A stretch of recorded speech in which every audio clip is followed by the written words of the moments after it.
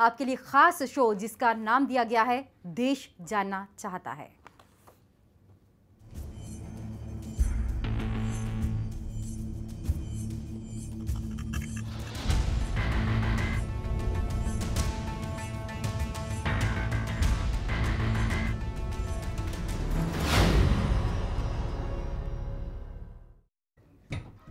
आज देश जानना चाहता है कि पिछले 10 दिनों से गोलीबारी पर उतारू पाकिस्तान ने क्यों पीछे हटने का फैसला कर लिया। देश जानना चाहता है कि पाकिस्तान को भारत के जवानों ने कैसे पस्त कर दिया। देश जानना चाहता है कि अब सरहद पर कैसे हालात हैं।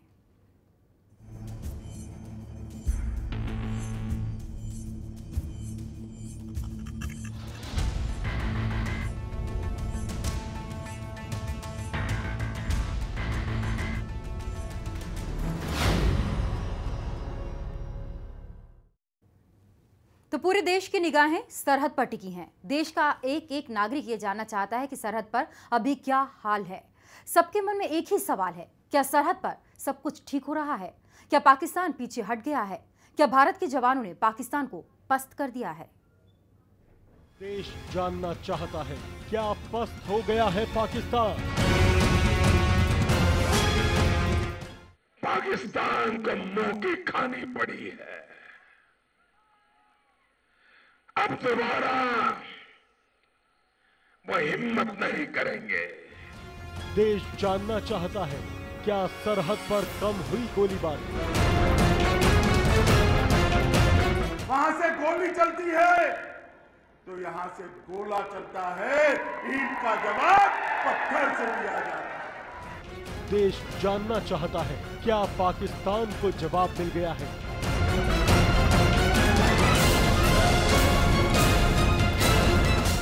पाकिस्तान को समझना चाहिए और शायद अब समझ रहा है कि जब वो ईंट फेंकेगा तो उसका जवाब हिंदुस्तान से पत्थर का होगा।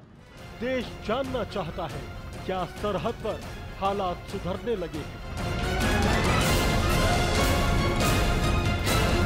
दोनों देशों के लिए अच्छे संबंध होना जरूरी है, पर पाकिस्तान को जब ये एहसास हो जाए कि भारतवर्ष इस तरह की उत्तेजित करने वाली जो घटनाएं हैं, हरकतें हैं, उसको बर्दाश्त नहीं करेगा और सही माने में हमारी सेना, हमारे बहादुर जवान सक्षम हैं करारा जवाब देने में। पर उसके साथ साथ प्रयास अगर उनकी तरफ से भी हो कि एक तो वो रोकें जो हो रहा है और सीमा पर शांति बनी रहे, ताकि जो विकास के काम है, दोनों देशों के अंदर बड़ी चुनौतियां हैं, उसकी तरफ ध्यान दिया जा सके। देश जानना चाहता है, क्या है पाकिस्तान के पीछे हटने का साजिश?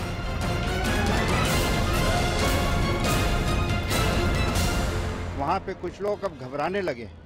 उनको समझना चाहिए कि ऐसी सोच, ऐसी हरकत करने के पहले होनी चाहिए थी। देश जानना चाहता है, पाकिस्तान की गीदड़ भभकी का सच।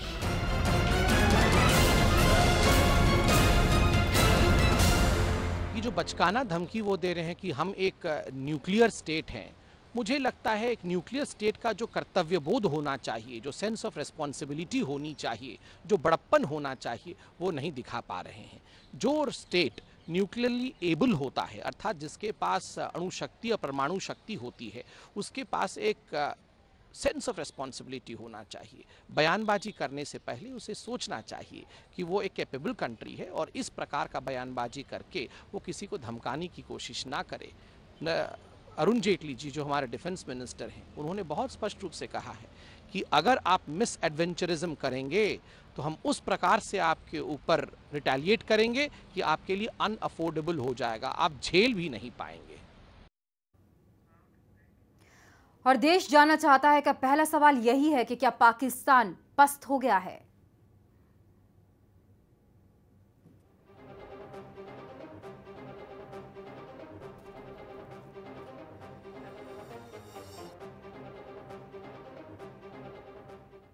और खास मेहमान हमारे साथ इस वक्त जुड़ गए हैं, ब्रिगेडियर हैं, रिटायर्ड अमृत कपूर साहब हैं, डिफेंस एक्सपर्ट हैं। अमृत साहब, सबसे पहला सवाल देश यही जानना चाहता है कि अब पाकिस्तान पस्त हो गया है, जिस तरह से भारत ने मुंहतोड़ जवाब दिया है। नहीं, ये पस्त तो नहीं मैं कहूँगा, ये एक किस्म का टैक्टिकल विड्रॉल होता है, इसको कहते हैं। कुछ समय के लिए समय को गेन करने के लिए और हालात पे काबू पाने के लिए उन्होंने कोशिश किया था। वो गेज कर रहे थे कि जो नई गवर्नमेंट आई है वो कहाँ तक जाएगी। जैसे जैसे पहली गवर्नमेंट्स होती थी, थोड़ी सी सीज़ फायर वायलेशन हुए और उसके अंदर अफड़ दफड़ पड़ गई और कई चीज़ें शुरू हो गई। और अभी ये लोग देख रहे थे, इन्होंने देखा है कि UN जनरल असेंबली में मोदी जी ने पहले इनको दो टूक जवाब दिया है। इन्होंने कश्मीर का मुद्दा रेज़ किया था, उसके ऊपर कोई इन्होंने चर्चा नहीं की। तो अभी ये लोग, ये इनका फ्रस्ट्रेशन है, इनका फ्रस्ट्रेशन था। फर्स्ट ऑनवर्ड्स इन्होंने सीज़ फायर वायलेशन शुरू कर दिया और पहली बारी इन्होंने सिविलियन रिहायशी इलाकों के ऊपर बम्बार्डमेंट किया।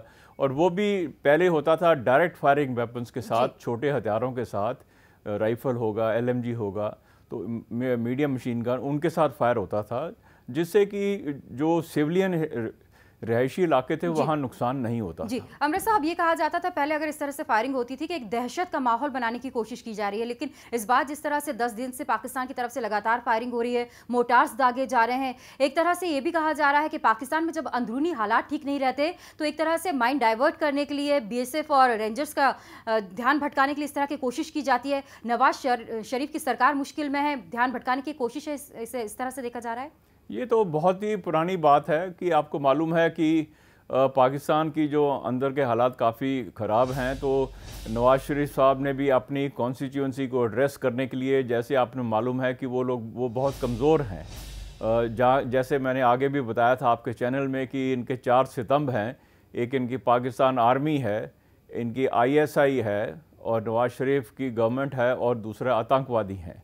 तो इसमें जो ज़्यादा जो पावरफुल है वो पाकिस्तान आर्मी है और ISI है, वो डिक्टेट करते हैं इनको, नवाज शरीफ को। तो नवाज शरीफ के ऊपर काफ़ी प्रेशर है।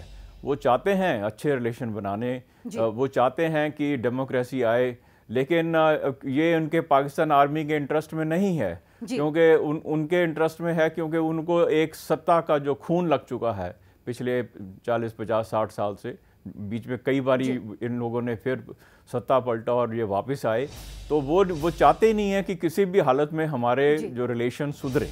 अगर सुधरेंगे तो उनकी अहमियत एकदम कम हो जाएगी। जी अमृत साहब, जब भी पाकिस्तान के प्रधानमंत्री भारत आए हैं उसके बाद हमने इस तरह की तस्वीरें देखी हैं और इस तरह से हलचल दोनों ही मुल्कों में पैदा हो गई है, लेकिन इसको किस तरह से देखा जाए, क्योंकि ऐसा बहुत सालों के बाद हम देख रहे हैं कि लगातार 10 दिन से फायरिंग की जा रही है। पाकिस्तान एक क्या संदेश देना चाहता है, या भारत पर किसी तरह का दबाव बनाने की कोशिश है, या फिर ये इंतजार कर रहा है कि भारत क्या पलटवार करता है?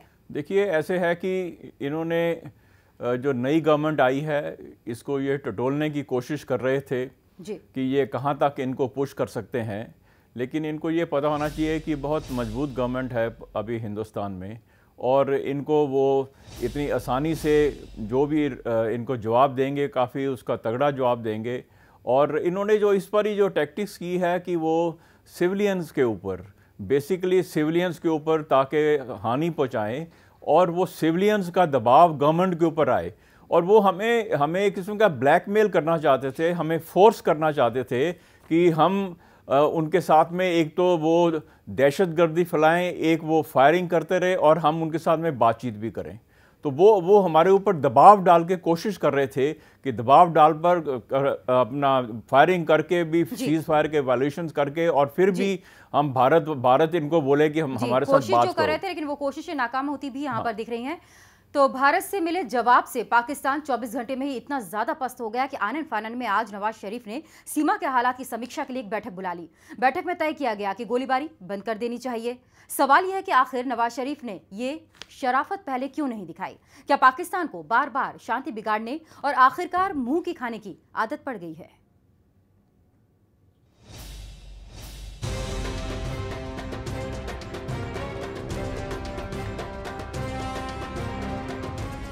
आखिरकार पस्त हो ही गया पाकिस्तान। सीमा पर तनाव और भारतीय सेना की ओर से मुंहतोड़ जवाब मिलने के बाद पाकिस्तान के प्रधानमंत्री नवाज शरीफ ने एक उच्च स्तरीय बैठक की। नवाज शरीफ की अध्यक्षता में नेशनल सिक्योरिटी कमेटी की बैठक में पाकिस्तान के रक्षा मंत्री ख्वाजा आसिफ और प्रधानमंत्री के सलाहकार सरताज अजीज और सेना के आला अफसर मौजूद थे। इस बैठक में पाक प्रधानमंत्री ने भारत से संघर्ष विराम समझौते का सम्मान करने को कहा और भारत से लगी सीमा पर शांति बनाए रखने और फायरिंग को बंद करने की अपील की। बैठक से पहले ही कम हो गई गोलीबारी। पाकिस्तान के प्रधानमंत्री नवाज शरीफ के बैठक बुलाने से पहले ही सीमा पर पाकिस्तान की ओर से फायरिंग कम हो गई, क्योंकि नवाज शरीफ को पता चल गया था कि एक बार फिर से पाकिस्तान को करारा जवाब मिलने वाला है। कल रात से ही पाकिस्तान की ओर से होने वाली गोलीबारी में कमी देखी जा रही है। तो क्या पाकिस्तान भारत के 24 घंटे के जवाब से ही पस्त हो गया है? पाकिस्तान नहीं झेल पाया भारत का जवाब। पाकिस्तान की मीडिया ने भारत से मिले जवाब पर क्या रिपोर्ट दिखाई, आप खुद ही देखिए। पाकिस्तान की मीडिया कह रही है कि सीज फायर का उल्लंघन भारत की ओर से किया गया है। भारत इश्तियाल अंगेजी से बाज न आया। भारतीय फौज की जानिब से सरहदी हुदूद की खिलाफ वर्जियों का सिलसिला कई रोज से जारी है। भारतीय फौज नहते पाकिस्तानी शहरियों पर बिला इश्तियाल फायरिंग और गोलाबारी कर रही है, जिसकी वजह से 70,000 से ज्यादा अफराद मुतासिर हुए हैं। चारवा सेक्टर पर भारतीय फौज की फायरिंग के बाद आज बॉर्डर के करीबी 20 देहात खाली करा लिए गए हैं। गुज़िश्ता रोज भी जफरवाल के 17 और शकरगढ़ के 14 देहात खाली करा लिए गए थे। सरहदी इलाके में 120 से ज्यादा स्कूलों को भी गैर मुय्यना मुद्दत के लिए बंद कर दिया गया है। भारतीय फौज की फायरिंग और गोलाबारी का सिलसिला 5 रोज से वक्फे से जारी है, जिसकी वजह से खवातीन समेत दर्जन से ज्यादा अफराद शहीद और 50 से ज्यादा जख्मी हो चुके हैं। सरहदी इलाकों में दर्जनों मकानात तबाह और सैकड़ों मवेशी भी भारतीय जारियत का निशाना बन चुके हैं। जनाब रेंजर्स भी भारतीय जारियत पर भरपूर जवाबी कार्रवाई कर रही है, जिससे भारतीय फौज को शदीद नुकसान पहुँचने की इतलात है। पाकिस्तान में बड़ा झूठ फैलाया जा रहा है। पाकिस्तान की मीडिया बार बार कह रही है कि सीज फायर का उल्लंघन भारत की ओर से किया गया है, लेकिन सच तो पाकिस्तान भी जानता है कि 2 अक्टूबर को एशियन गेम्स के हॉकी फाइनल में मिली हार के बाद ही पाकिस्तान की ओर से सीज फायर का उल्लंघन शुरू हुआ था। पीओके में अब भी साजिश चल रही है। पाक अधिकृत कश्मीर में जुलूस निकाले जा रहे हैं। पाक रेंजर्स को उकसाया जा रहा है। पाकिस्तान की सरकार पस्त हो रही है तो वहाँ के स्थानीय संगठन बाहें फड़का रहे हैं। पिछला एक हफ्ते से वर्किंग बाउंड्री और लाइन ऑफ कंट्रोल पर भारतीय मुसल्लह अफवाज की दहशतगर्दी और बर्बरियत के खिलाफ आज वज़ीर-ए-आज़म आजाद कश्मीर चौधरी अब्दुल मजीद की कॉल पर पूरे आजाद कश्मीर और दुनिया भर में मुकीम कश्मीरी जो है वो यूनेस्या मना रही है। बीरपुर आजाद कश्मीर में यूनेस्या के मौका पर जो जुलूस है वो आका कचहरी से निकाला गया। शरका जुलूस ने मियां मोहम्मद रोड, चौक शहीदा, इलामा इकबाल रोड और मुख्तलिफ शाहराहों पर मार्च करते हुए भारत के खिलाफ शदीद नारेबाजी की और पाक फौज जिंदाबाद के नारे लगाए। क्या पाकिस्तान कोई नई साजिश करने वाला है? इस्लामाबाद में हुई बैठक में नवाज शरीफ ने सीमा पर शांति बनाए रखने की शराफत दिखाई, लेकिन पाकिस्तान की मीडिया में भारत के बारे में जो झूठ फैलाया जा रहा है उसे देखकर तो लगता है कि पाकिस्तान में भारत के खिलाफ किसी नई साजिश की तैयारी की जा रही है। न्यूज़ एक्सप्रेस के लिए ब्यूरो रिपोर्ट। तो सीमा पर पाकिस्तान की तरफ से लगातार 10 दिनों से गोलीबारी जारी है। आनन फानन में नवाज शरीफ ने बैठक बुलाई है, हालात की समीक्षा की और अब गोलीबारी बंद करने की वो बात भी कर रहे हैं। क्या सवाल ये उठता है, जिस तरह से भारत ने मुंह तोड़ जवाब दिया है, इससे डर गया है पाकिस्तान? और सवाल देश ये भी जानना चाहता है, क्या सरहद पर कम हुई है गोलीबारी? हमारे खास मेहमान हमारे साथ जुड़े हुए हैं। अमृत साहब, हम सक्षम हैं इस बात के लिए, हम ये भी कहते हैं कि हमारे पास बीएसएफ है, हमारे पास सेना है हर जवाब देने के लिए, लेकिन पाकिस्तान बार बार ये जमाता है अपनी कि उसके पास एटमी बम है। ये एक बचपना है, क्योंकि जितनी भी एटॉमिक पावर्स होती हैं उनको एक बहुत ही उनको मैच्योरिटी दिखानी चाहिए। ये इन्होंने इसी किस्म के थ्रेट इन्होंने कारगिल वॉर में भी दिया था, जब हम लोग चाहते थे दूसरा फ्रंट नुब्रा वैली में खोलना, उस समय भी इन्होंने थ्रेट किया था। और इस किस्म के थ्रेट्स ये बचपना है मेरे हिसाब से। और कोई भी एक मैच्योर्ड स्टेट है जो कि अगर न्यूक्लियर स्टेट है तो वो इस किस्म का उससे कोई हमारे ऊपर फ़र्क नहीं, मैं आपको ये बताना चाहता हूँ कि हमारे ऊपर कोई फ़र्क नहीं पड़ने वाला। और हम लोग एक मैच्योर डेमोक्रेसी है और हम लोग रिस्ट्रिक्ट करेंगे कि ये जो भी हो लोकलाइज्ड हो और कन्वेंशनल वॉर तक ही हम रखेंगे। और ऐसी स्थिति मेरे ख्याल कभी आएगी नहीं। वो तभी आ सकती है कि अगर कोई बहुत ही हाई लेवल की लड़ाई होती है, उसके अंदर इनके पाकिस्तान के फर्दर, जैसे पिछली बारी इनका ईस्ट पाकिस्तान टूट गया था, इस बारी इनके सिंध की प्रोविंस और बलूचिस्तान और नॉर्थ वेस्ट फ्रंटियर प्रोविंस वो बॉयल कर रहे हैं, उनके भी 4 और टुकड़े हो सकते हैं। जी अवर साहब, कहते हैं ना कि हर एक देश के पास एक सेना होती है। पाकिस्तान के लिए तो ये कहा जाता है सेना के पास एक देश है। नवाज शरीफ का ये डर था, जो जिस तरह से 10 दिन से हम जो देख रहे हैं सीमा पर हालात बने हुए हैं, और अब भी क्या यही डर है जिसके कारण एक बैठक बुलाई, अब ये कह रहे हैं कि इस गोलीबारी को बंद कर दिया जाए? नहीं, ऐसी बात नहीं है। ये कोई डर के नहीं इन्होंने किया है, ये एक स्ट्रेटजी के तहत है जी। ये जब इस तरह से इन्होंने एक्सपेक्ट नहीं किया था। मैं आपको ये बताना चाहता हूँ कि पहले जो भी रिटेलिएशन होता था वो इस किस्म का नहीं था। इस बारी इन्होंने जो एंटी किया, जो इसका जो लेवल बढ़ाया है, इन्होंने बढ़ाया है। इन्होंने रिहायशी जो इलाके हैं उनके ऊपर बम्बार्डमेंट किया है। इन्होंने मोटर्स, पहले सिर्फ जो फ्लैट ट्रेजेक्टरी वेपन्स होते हैं, जो कि सीधी जैसे राइफल होती है, LMG होती है, मीडियम मशीन गन होती है, सिर्फ उसी से फायर करते थे। ये एक अनरिटन कन्वेंशन है लाइन ऑफ कंट्रोल के ऊपर, और बड़ा रेयरली मोटर्स चलाए जाते हैं। बट इस बारी इन्होंने बिना झिझक के इन्होंने 82 mm मोटर, जो कि 5-6 हज़ार मीटर्स तक वार करता है, और इन्होंने 120 मोटर, जो 120 मोटर हैं वो आर्टिलरी के पास होते हैं आमतौर पर, तो इन्होंने उनका भी इस्तेमाल किया। तो इन्होंने अपनी तरफ से जो है ये बेसिकली जो सिविलियंस के ऊपर दबाव डालना चाहते थे। ये इलाके के अंदर आपको पता है कि एक कम्युनिटी है और जो कि बहुत ज़्यादा वो है नेशनलिस्ट है, ये उनको भी भड़काना चाहते थे ताकि वो गवर्नमेंट के ऊपर दबाव डालें और किसी तरह से हमें नेगोशिएशन टेबल के ऊपर लेके आए। मोदी जी ने बहुत क्लियर कहा था कि हमारे हाथ हमेशा खुले हैं, हम आपके साथ में दोस्ती करना चाहते हैं, बातचीत करना चाहते हैं, लेकिन हम कभी भी बातचीत जो आतंकवाद के साए के नीचे नहीं करेंगे। और ये एक बड़ी क्लियर कट जो पॉलिसी। एक और बात ये भी उन्होंने कही है प्रधानमंत्री ने कि बयानबाजी से काम नहीं चलेगा। वक्त ऐसा आ गया है कि जो सेना वहां पर है, BSF वहां पर है, वो गोलियों से जवाब दे रही है, यहाँ पर बयानबाजी की जरूरत नहीं है। तो पाकिस्तान की तरफ से सीमा पर लगातार फायरिंग हो रही है। वहीं एक तरफ पाकिस्तान के प्रधानमंत्री नवाज शरीफ साहब भारत की जवाबी कार्रवाई से डरकर 2 कदम पीछे हट गए, तो वहीं दूसरी तरफ पाकिस्तान के रक्षा मंत्री ख्वाजा आसिफ ने गीदड़ भभकी दिखाई है। ख्वाजा आसिफ ने कहा कि पाकिस्तान के पास एटमी हथियार हैं और वो भारत का मुकाबला कर सकता है।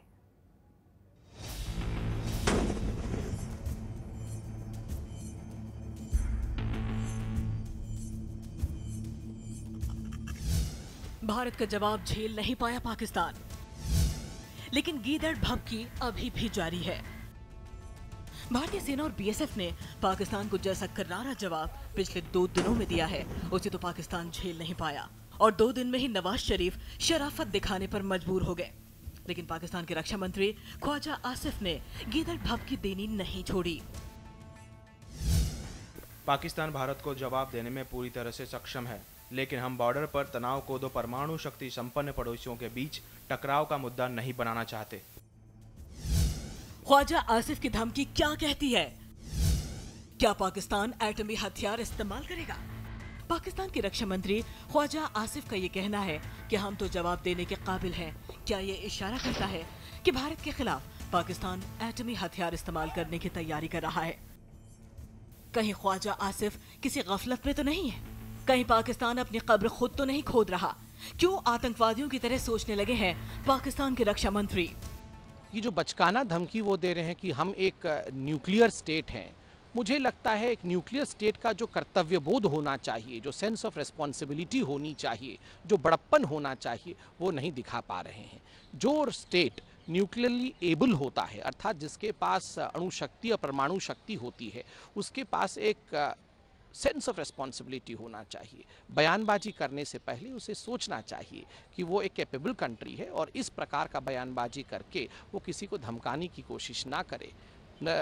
अरुण जेटली जी जो हमारे डिफेंस मिनिस्टर हैं, उन्होंने बहुत स्पष्ट रूप से कहा है कि अगर आप मिस एडवेंचरिज्म करेंगे तो हम उस प्रकार से आपके ऊपर रिटेलिएट करेंगे कि आपके लिए अनअफोर्डेबल हो जाएगा, आप झेल भी नहीं पाएंगे।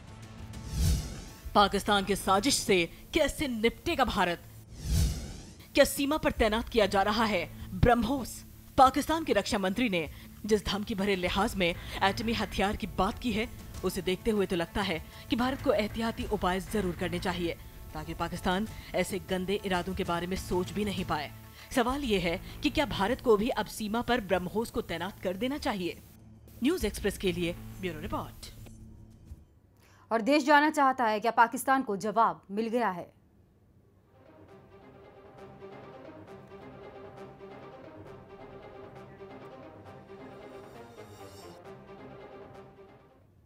अमृत साहब, भले ही भारत ने मुंहतोड़ जवाब दिया हो, लेकिन पाकिस्तान ऐसा मुल्क रहा है कि उस पर भरोसा नहीं किया जा सकता। आज उसकी गोलीबारी अगर थम भी जाएगी, लेकिन कल वो क्या करे कोई नहीं जानता।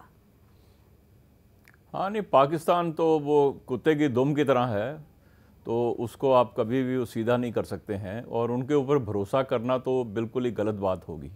हमें अपने, जैसे कि अभी आपकी कमेंट्री में बोला गया है, हमें अपने प्रिकॉशंस पूरे लेने चाहिए, चाहे वो बंदर घुड़कियाँ दे, एटॉमिक पावर की कुछ है, लेकिन को हम भी एक बहुत मैच्योर्ड पावर हैं और बहुत ही वास्ट हमारी ताकत है हर एक चीज़ के अंदर।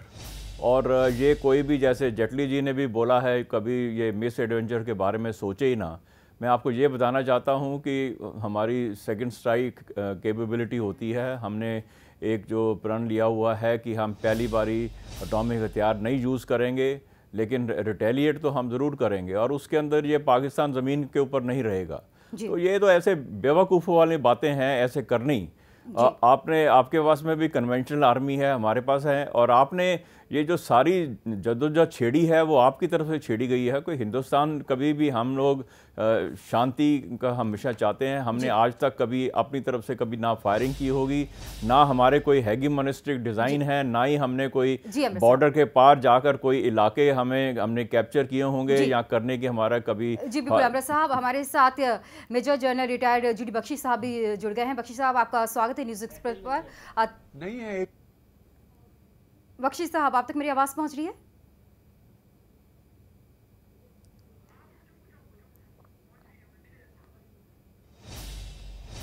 क्या हो गया? हेलो जी बख्शी साहब, क्या आपको लगता है हमारी जो स्ट्रेटेजी है भारत को जवाब देने की? जी मैं सुन रहा हूँ। जी जो हमारी स्ट्रेटेजी है भारत की तरफ से पाकिस्तान को जवाब देने की, क्या हम ये मान के चल सकते हैं कि पाकिस्तान को भारत की तरफ से जवाब मिल गया है?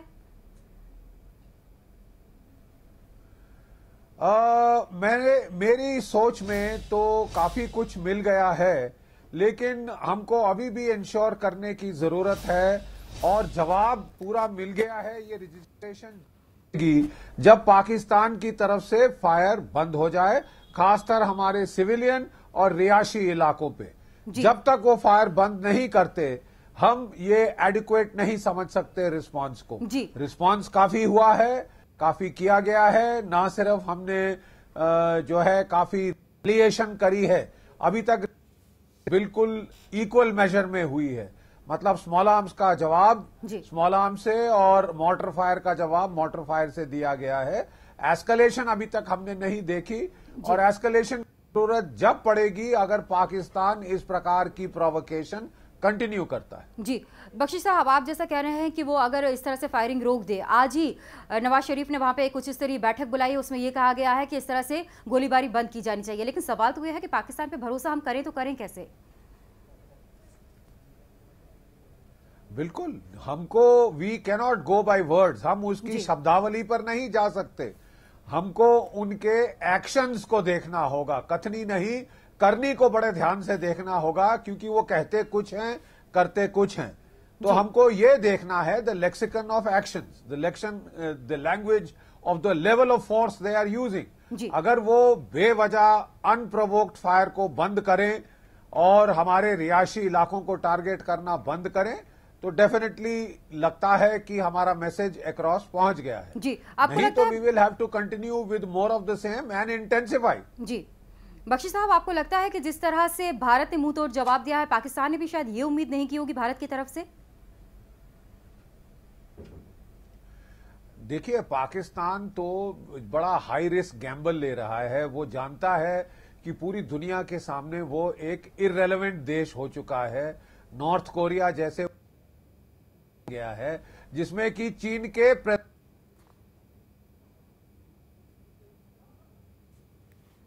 जी बिल्कुल, बख्शी साहब भी यही कह रहे हैं कि पाकिस्तान कहता भले ही है लेकिन उसके कहने पर भी यकीन नहीं किया जा सकता, क्योंकि उसकी कथनी और करनी में फ़र्क होता है। आज के हालात को देखते हुए जिस तरह से भारत ने मुंह तोड़ जवाब दिया है, इसको देखते हुए भले ही आज पाकिस्तान गोलीबारी थमने की बात कर रहा हो, रोकने की बात कर रहा हो, लेकिन कल वो क्या करेगा, कल किस तरह उसका रुख होगा, ये नहीं कहा जा सकता। अमृत साहब, यही सवाल मेरा आपसे भी है कि पाकिस्तान पे भरोसा नहीं किया जा सकता, और जो हमारी सेना के बारे में कहा जा रहा है कि सक्षम है, हम लड़ सकते हैं, आपको लगता है कि नहीं अभी भी कुछ कमी है और भी उसे वेपन्स इस तरह के देने होंगे, हालांकि आधुनिक हथियार से लैस कर दिया गया है? नहीं, कोई हमें इनके साथ में ये छोटे लेवल के ऊपर इस किस्म को काउंटर करने के लिए हमारे पास हम सक्षम हैं, सब हथियार हैं, और अभी हमारी जो एम्यूनिशन डेफिशिएंसीज हैं वो भी जो पहले सिर्फ 15 दिन के लिए थी, अभी वो भी मेकअप कर दी गई हैं। हमारे पास किसी चीज़ की कमी नहीं है इसके अंदर, और साथ में हमारे पास विल है, डिज़ायर है। इन लोगों ने ये जो एक गैम्बल किया था, ये एक और चीज़ मैं इधर ऐड करना चाहता हूँ, जो इन्होंने किया है कि जो आप देख रहे हैं कि इनकी अंदरूनी हालत पिछले कुछ एक महीनों में कैसी है। वहाँ पे इमरान खान जी अपनी पार्टी के साथ में वो कर रहे हैं, प्रोटेस्ट कर रहे हैं, उधर से जो ऑक्यूपाइड कश्मीर है उसके अंदर प्रॉब्लम। तो ये इन लोगों को एक जो इंडिया का कार्ड दिखाकर इन लोगों को एक अम्ब्रेला में लाने की भी कोशिश कर रहे हैं, तो उसके लिए वो कुछ ना कुछ हमारे सीज फायर वायलेशन करते हैं।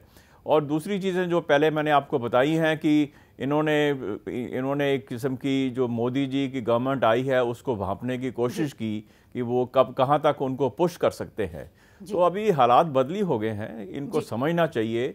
जैसे जीडी बख्शी साहब ने भी बोला है कि ये मैसेज उनको काफ़ी हद तक कन्वे हो गया है, लेकिन हमें बड़ा सोच समझकर आगे चलना होगा, और इस चीज़ को इनको कभी भी वर्ड्स इनके नहीं हम ले सकते। ये इसका जवाब हम बख्शी जी से ही ले लेते हैं। बख्शी जी, क्या हम ये मान लें पाकिस्तान आज ये कह रहा है गोलीबारी ना करें, हम मान जाए, हमारी स्ट्रेटजी आगे के लिए क्या होनी चाहिए? क्या हम इस बात का जवाब सिर्फ इंतजार करेंगे कि वो फायरिंग करेगा, हम उसका जवाब देंगे?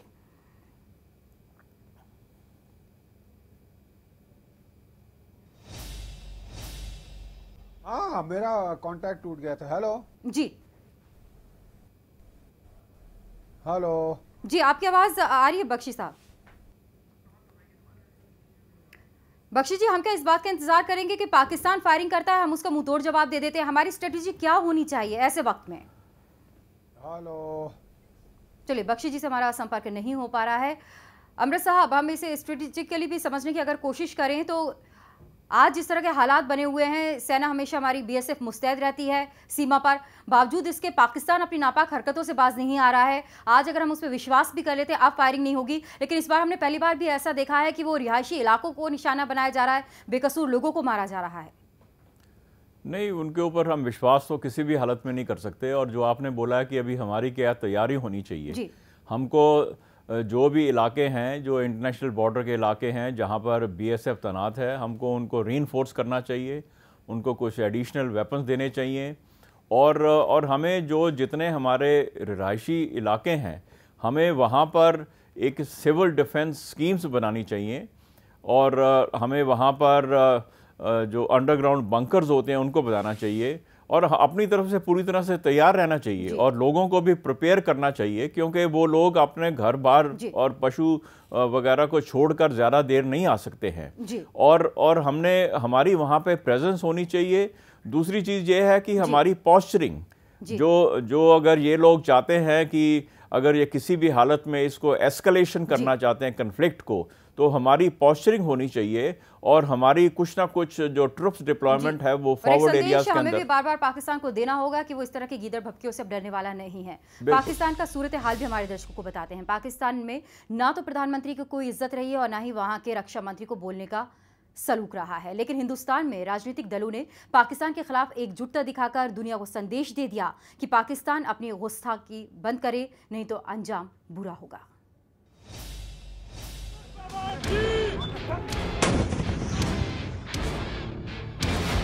पाकिस्तान के खिलाफ एक है हिंदुस्तान। पाकिस्तान की गुस्ताखी के खिलाफ पूरा हिंदुस्तान एक हो गया है।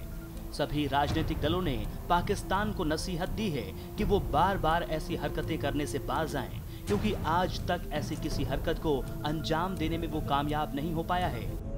पाकिस्तान को कई बार हमने सबक सिखाया है। पाकिस्तान बार बार इतिहास भूल जाता है, लेकिन हमारी सरकार क्या कर रही है? हम सरकार के साथ खड़े हैं, लेकिन सरकार को कदम तो उठाना चाहिए। पाकिस्तान आज अंतर्राष्ट्रीय स्तर पर हमें बदनाम करने पर तुला है। पूरी दुनिया के अंदर वो पूरी कोशिश में है कि हमें बदनाम करें। हमें सफाई के साथ बात करनी चाहिए। प्रधानमंत्री को पब्लिक मीटिंग्स छोड़कर इलेक्शन को थोड़ा देर के लिए भूल जाएं और देश के एग्जिस्टेंस के बारे में विचार करें। कह रहा है हिंदुस्तान, बाज आए पाकिस्तान। पाकिस्तान ने अब तक जितनी बार भी भारत में घुसपैठ की कोशिश की है और जितनी बार भारत के खिलाफ साजिश की है, उतनी बार उसे मुंह की खानी पड़ी है। भारत की सरकार ही नहीं, विरोधी दल भी मानते हैं कि पाकिस्तान को पहले फायरिंग रोकनी चाहिए, तभी शांति बरकरार रह सकती है। सीमा पर तनाव और गोलीबारी पाकिस्तान के हित में नहीं है और इस क्षेत्र में शांति और स्थिरता बनाए रखने के लिए उसका कोई योगदान नहीं रहता। दोनों देशों के लिए अच्छे संबंध होना ज़रूरी है, पर पाकिस्तान को जब ये एहसास हो जाए कि भारतवर्ष इस तरह की उत्तेजित करने वाली जो घटनाएं हैं, हरकतें हैं, उसको बर्दाश्त नहीं करेगा और सही माने में हमारी सेना, हमारे बहादुर जवान सक्षम है करारा जवाब देने में। पर उसके साथ साथ प्रयास अगर उनकी तरफ से भी हो कि एक तो वो रोकें जो हो रहा है और सीमा पर शांति बनी रहे। सच्चाई ये है कि जो इतने सालों से एक डिस्प्यूट चल रहा है, कम से कम उसको जहां है वहीं उसको बरकरार रखना चाहिए। उसको इस प्रकार से एस्केलेट करने से, बढ़ावा देने से किसका फायदा है? ये आवश्यक है कि पाकिस्तान समझे इस बात को। उनके खुद का देश विभाजित है करीब करीब। उनके खुद के देश में सरकार कौन है, कंट्रोल किसके पास है, आर्मी किसके अंडर है, आईएसआई किसके अंडर है, पश्चिम पाकिस्तान किसके अंडर है, पूर्वी पाकिस्तान किसके अंडर है, कुछ पता नहीं है किसी को। ऐसे हालात में सिर्फ अपना वर्चस्व स्थापित करने के लिए अगर अलग अलग राजनीतिज्ञ उस देश के सिर्फ भारत और कश्मीर का मुद्दा उठा के सस्ती लोकप्रियता चाहते हैं, तो मैं समझता हूँ अत्यंत दुर्भाग्य की बात है। हिंदुस्तान चाहता है सीमा पर शांति। पाकिस्तान ने बार बार एक ही गलती की है और भारत ने हर बार पूरे धैर्य से काम लिया है।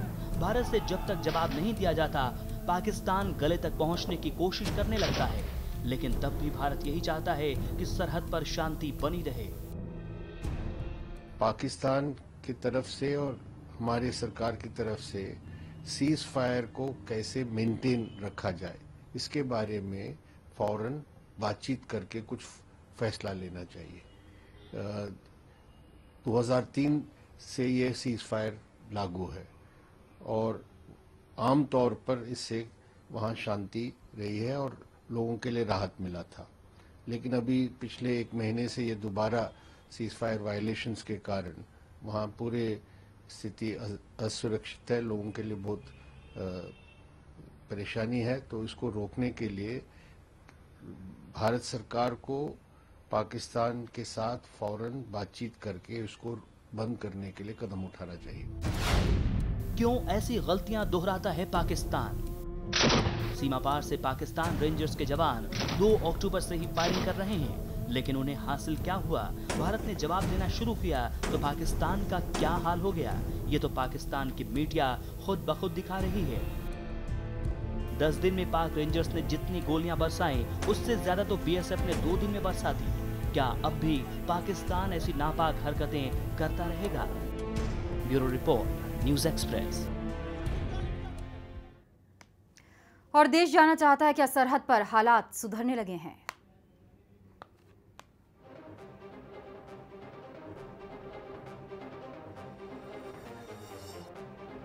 बख्शी साहब, सीज फायर मेंटेन रहे, इसके लिए ये ज़रूरी है दोनों मुल्क आपस में बातचीत करें। बातचीत की कोशिश भारत की तरफ से की जाती है, पाकिस्तान पीछे हट जाता है। तो आपको लगता है ऐसी कोई स्ट्रेटेजी होगी जिससे दोनों मुल्क, ये जो हो रहे हैं सीमा पर हालात, ये ना बने? देखिए, ये हालात कौन बना रहा है? ये हालात पाकिस्तान अगर जानबूझकर बना रहा है तो हमको सिवाय क्या हमको ऑप्शन है सिवाय रिटेलिएट करने के और इस प्रकार का डेटरेंट एक्शन लेने के लिए कि पाकिस्तान ऐसी हरकतों से रोका जाए। उसको ये साफ जाहिर किया जाए कि ऐसी हरकतों के लिए उसे कीमत चुकानी पड़ेगी। They will have to pay a cost. It cannot be a low cost proxy war forever. जी। कि हमेशा वो जब मर्जी आए उनकी, जब मूड खराब हो वो दनादन फायर हमारे सिविलियंस, हमारे रिहायशी इलाकों पर करें, लोगों को जानी माली नुकसान पहुंचाए। ये कोई मूड की बात थोड़ी ना है साहब। जी, लेकिन इसके लिए तो वो यही रहा हमारे जो नागरिक हैं उनकी जाने जा रही हैं। जी, कर तो वही रहा है, तभी तो उसको जवाब मिल रहा है। और जवाब तब तक इंटेंसिफाई किया जाएगा जब तक उसको समझ नहीं आए कि ये चीज लागू नहीं है, ये वो चीज बेवजह बेअंत नहीं कर सकता। कोई हमारे बर्दाश्त की सीमा है। सरहद पर रहने वाले लोगों को पाकिस्तान ने इतने जख्म दिए हैं जिनका हिसाब गोलियों से नहीं किया जा सकता। बच्चों के स्कूल बंद पड़े हैं, मवेशियों की जान चली गई है, घर तबाह हो गए हैं। लोग खौफ के साए में जीने को मजबूर हैं क्योंकि पाकिस्तान बार बार सीज फायर का उल्लंघन कर रहा है। सरहद पर नाजुक हैं हालात, घर छोड़ने को मजबूर हैं लोग। जम्मू और कश्मीर के पाकिस्तान से सटे इलाकों में कई ऐसे गांव हैं जहां के लोग घर छोड़ने पर मजबूर हैं। पाकिस्तान की ओर से फायरिंग ने हजारों लोगों को बेघर कर दिया है। बच्चों की पढ़ाई रुकी हुई है, स्कूलों में ताला लटक गया है। सरहद पर फायरिंग से न सिर्फ जानमाल का नुकसान हो रहा है बल्कि बच्चों की पढ़ाई पर भी इसका असर पड़ रहा है। गोलीबारी की वजह से स्कूलों में ताला लटक गया है। जो बच्चे राहत शिविरों तक पहुंचे हैं वो दिन के उजाले में जरूर कुछ देर तक पढ़ाई का वक्त निकाल रहे हैं, लेकिन ऐसे डर डर कर और रुक रुक कर पढ़ने वाले बच्चों को क्या उन बच्चों के बराबर तालीम हासिल होगी जिनके घर सरहद पर नहीं है? सरहद पर फायरिंग से हजारों हुए बेघर। पाकिस्तान को ये लोग कैसे माफ करेंगे? पाकिस्तान की ओर से पिछले 9 दिन से लगातार जारी फायरिंग की वजह से एलओसी और अंतर्राष्ट्रीय सीमा से सटे गांव के हजारों लोग बेघर हो गए हैं। जम्मू कश्मीर के मुख्यमंत्री उमर अब्दुल्ला ने इन शिविरों का दौरा किया और लोगों से वादा किया कि उनकी हर मुमकिन मदद की जाएगी। अब मैं संतुष्ट तो तब होऊंगा जब ये लोग वापस अपने घर चले जाएंगे। बहुत मुश्किल में हैं और इनके लिए अपना घर छोड़ के इस तरह आना आसान नहीं है, लेकिन ये इनकी मजबूरी है और हमारी कोशिश है कि इन हालात में हम जितना इनके काम आ सकें यही हमारी जिम्मेदारी बनती है और यही हम करने की कोशिश कर रहे हैं। हर शख्स की एक जैसी कहानी है। गोलाबारी से हर कोई परेशान है। सरहद पर रहने वालों की जिंदगी कितनी मुश्किलों से गुजरती है इसका मंजर आप इन लोगों की आंखों में देख सकते हैं। शिविर के हर शख्स की दास्तान एक जैसी है।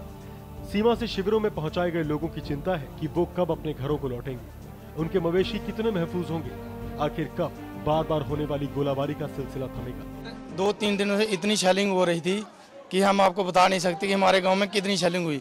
रात का ही हादसा है, जब हम घर में थे शेलिंग एकदम से शेलिंग हुई, हमें छुपने के लिए जगह नहीं मिल रही थी कि हम कहाँ जाएं कहाँ। एकदम 4-5 लड़के थे, हमने छलांग लगा दी। 4-5 लड़कों की किसी की टांग में फ्रैक्चर आ गया, किसी की बाजू में फ्रैक्चर आ गया, किसी के पाँव में फ्रैक्चर आ गया। तो हम माइग्रेट होके गगवाल में हम आए हुए हैं। गगवाल में आने के बाद हमें अभी ये नहीं पता, पीछे हमारे मवेशी हैं, कुछ हमारे चंद बंदे भी पीछे रह गए हैं जो घरों की देखरेख कर रहे हैं। तो अभी तक सुबह जाने के बाद पता चलेगा कि क्या हुआ सुबह तक। अभी भी शेलिंग हो रही है हमारे गांव में। हमें जहां तक बमबारी हो रही है, जहां तक हमें सुनाई दे रही है आवाज़ उनकी। उधर इतनी फायरिंग हो रही है कि हमारा उधर टिकना ही बहुत मुश्किल है और बुजुर्ग भी ऐसे ही कांप रहे हैं। मुसीबत के मारे यहाँ बैठे हैं तो मंदिर वालों ने जिम्मेवारी उठाई है, खाने पीने का इंतजाम किया है। उधर रात को हम ठहरे थे, फेरी कितनी हो रही थी, गोले ऐसे जा रहे थे कि अभी जहाँ हमारे यहाँ पास ही गिरता है तो क्या करते। ऐसे हमारे उधर बाबा कुलदेव का स्थान है, वहाँ बैठे हुए बाबा जी का नाम ले रहे थे, कांप रहे थे। पानी पास से इतना घुट घुट मुंह में डाल रहे थे। सभी कुछ भाग आए थे इधर, कुछ इधर बैठे हुए थे। सभी औरत बच्चे ऐसे सभी कांप रहे थे ऐसे मुसीबत के मारे कि अभी पता नहीं बचना है या नहीं बचना है। सरहद पर कब सुधरेंगे हालात? सरहद पर सब कुछ ठीक ठाक हो जाने से सबसे ज्यादा आस उन गांव वालों को है जिनकी जिंदगी ही सरहद पर कटती है। पाकिस्तान की गुस्ताखी की वजह से बार बार इन गांव वालों को अपना घर छोड़ना पड़ता है। सवाल ये कि आखिर कब सरहद पर सुधरेंगे हालात। Bureau report, news express. हालांकि नवाज शरीफ ने आज एक उच्च स्तरीय बैठक बुलाई, उसमें उन्होंने ये कहा है कि अब ये फायरिंग बंद होनी चाहिए, लेकिन देश जानना चाहता है क्या है पाकिस्तान के पीछे हटने का सच।